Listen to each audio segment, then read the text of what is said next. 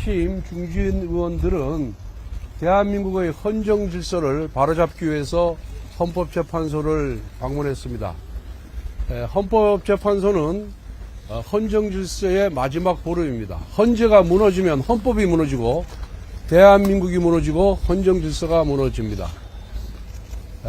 그런데 대통령 탄핵 심판과 관련해서 민주당은 탄핵 소추문에서 내란죄 부분을 제외하겠다고 했습니다. 국회에서 통과된 탄핵 소추문을 보면은 첫 번째 문장에 내란 행위를 했다라는 표현이 나오고 내란이란 말이 38번이나 나옵니다.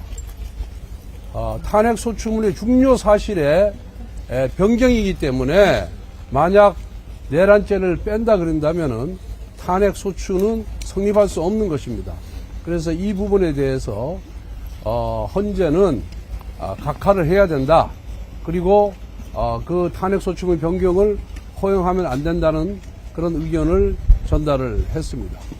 두 번째, 대통령 탄핵 심판과 관련해서 지극히 편향적이고 불공정하고 편파적인 진행을 한다는 지적을 헌재에다가 했습니다. 다 아시다시피 헌법재판은 탄핵 심판은 형사소송법이 규정을 준용하게끔 되어 있습니다. 그러면은 형사재판의 예에 의해서 증인에 대해서도 철저히 증인 신청을 받아줘야 되고 또 증인신문 과정에서 반대신문권도 보장을 해야 됩니다.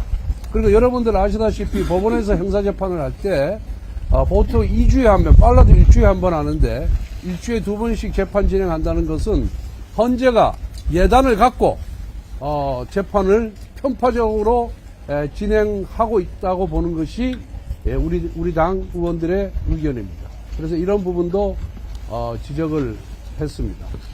그리고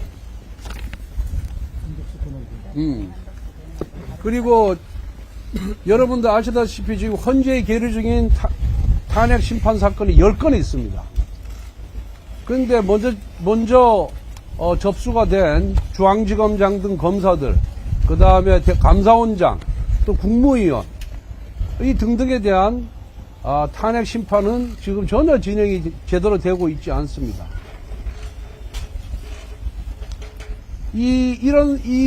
먼저 민주당의 폭로에 의해서 저질러진 이 탄핵 소추에 대해서 심판이 먼저 이루어져야 과연 민주당의 탄핵 소추가 국정농단이냐 아니냐는 것이 밝혀지는 겁니다. 그러면은 민주당이 제출한 탄핵 소추를 보면은 소추 사유가 불분명합니다. 소추 사유가 또 있지도 않습니다. 이런 부분에 대한 판단은 바로 할 수 있을 것이다. 헌재에서 8명의 헌법재판관 체제가 이제 완성이 된 만큼 여기에 대해서 언제 어떻게 헌법재판관을 진행할 건지 일정을 밝혀달라고 요구를 했습니다. 그리고 한덕수 권한대행에 대한 탄핵 소추는 의결 종소수가 151명이냐 200명이냐는 문제는 헌법재판관 8명이 모여서 한두 시간만 토론하면 결론이 날 수 있는 문제입니다. 그런데 한덕수 권한대행에 대한 탄핵 심판 일정을 제시하지 않고 있습니다. 이것도 헌재가 불공정하게 재판을 하는 것이다. 그렇게 해서 이 부분도 하루빨리 한덕수 권한대행을 비롯한 다른 국무위원들, 감사원장, 그리고 중앙지검장에 대한 탄핵 심판 일정을 공개적으로 밝혀달라고 요구를 했습니다.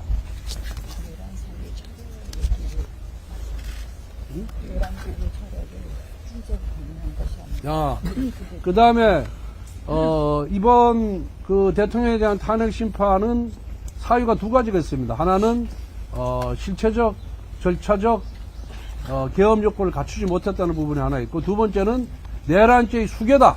대통령이 이 두 가지 부분이 있는데, 이 내란죄의 수괴 부분 철회가, 우리는 헌법재판소와 탄핵 소추인단 간에 짬짬이로 이루어진 것이 아니냐라는 그런 지적을 하고 그런 의심이 강하게 든다. 그래서 이것이 불공정하다라고 이런 지적이 그걸 했더니 헌재는 그런 것은 아니다라고 얘기하는데 저희들은 여전히 의심을 거두지 않고 있다는 말씀을 드립니다.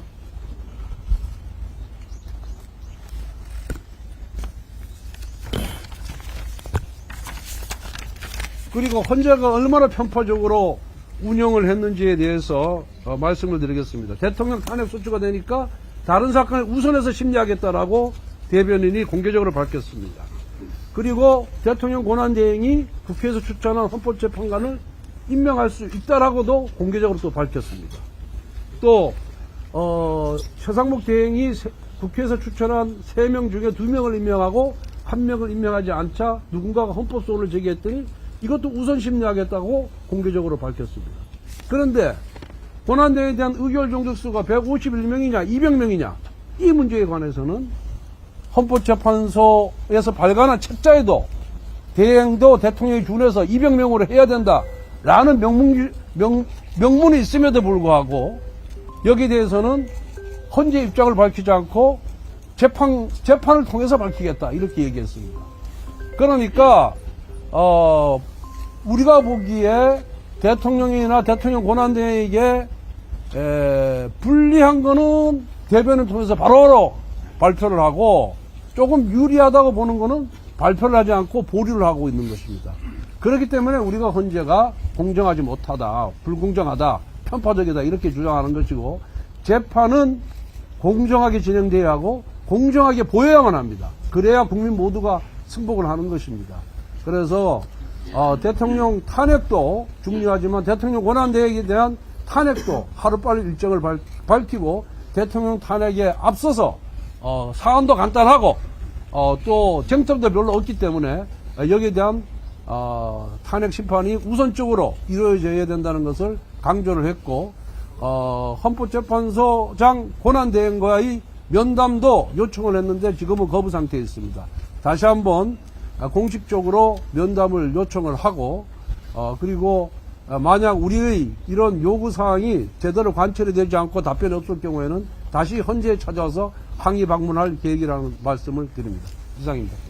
대표님, 그 박근혜 대통령 탄핵 때 뇌물죄, 간유죄 뺐는데 그때 소추위원장이지 않습니까? 그때 제 얘기 안 하셨잖아요. 그때는 탄핵 소추의 주된 사유가 국정농단이었고요. 그리고 국정농단은 그대로 다 살렸고 뇌물죄 부분은 아주 지연 말단적인 부분이기 때문에 그 부분을 제외했다는 말씀을 드립니다. 그런데 지금의 대통령 탄핵 소추는 하나가 비상계엄이고 하나가 내란입니다.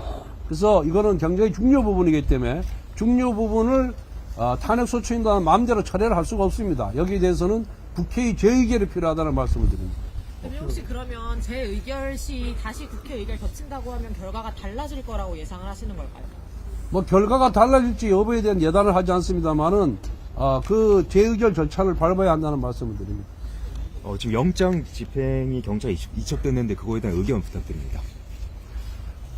체포영장은 여러 차례 말씀드린 바와 같이 공수처는 내란죄 수사관원이 없기 때문에 체포영장 자체가 불법입니다. 그리고 무효입니다. 그것을 경찰에 이첩한다고 해서 효력이 발생하는 것도 아니고 그리고 공수처가 경찰을 수사지휘할 권한이 없습니다. 근데 공수처가 집행을 못한다고 해서 그거를 경찰에 이첩한다고 해서 그 불법 무효인 영장이 합법이 되지는 않다는 말씀을 드립니다. 자, 이 정도 여기까지 하시죠. 예.